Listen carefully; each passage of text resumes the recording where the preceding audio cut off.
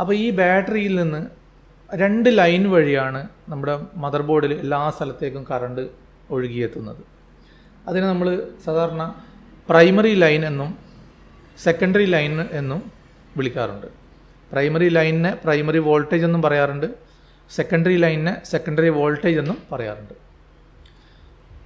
Okay, അപ്പോൾ നമ്മുടെ ഫോണിൽ ഒരു പവർ കൺട്രോൾ ചെയ്യാൻ വേണ്ടിയിട്ട് പവർ സെക്ഷൻ തന്നെയുണ്ട്. അതിലുള്ള ഒരു ഐ സി ആണ് PMIC, അതായത് പവർ മാനേജ്മെൻറ്റ് IC എന്ന് പറയുന്നത്. ആ പവർ മാനേജ്മെൻറ്റ് IC ആണ് നിങ്ങൾ ഈ ചിത്രത്തിൽ കാണുന്നത്. ഇതാണ് പവർ കൺട്രോൾ ചെയ്യുന്നത്. അതായത് 3.7 വോൾട്ട് ഇതിലേക്ക് എത്തിച്ചേർന്ന് കഴിഞ്ഞാൽ അതിനെ പല തരത്തിലുള്ള വോൾട്ടേജ് ആക്കി മാറ്റിയിട്ട് അതിനെ ഓരോ ഭാഗത്തേക്കും ആവശ്യമായിട്ടുള്ള ഭാഗത്തേക്ക് അതിനെ സപ്ലൈ ചെയ്യുക. അതാണ് ഇതിൻ്റെ ഡ്യൂട്ടി. അപ്പോൾ എങ്ങനെയാണ് പവർ സെക്ഷൻ വർക്ക് ചെയ്യുന്നത് നമുക്ക് നോക്കാം.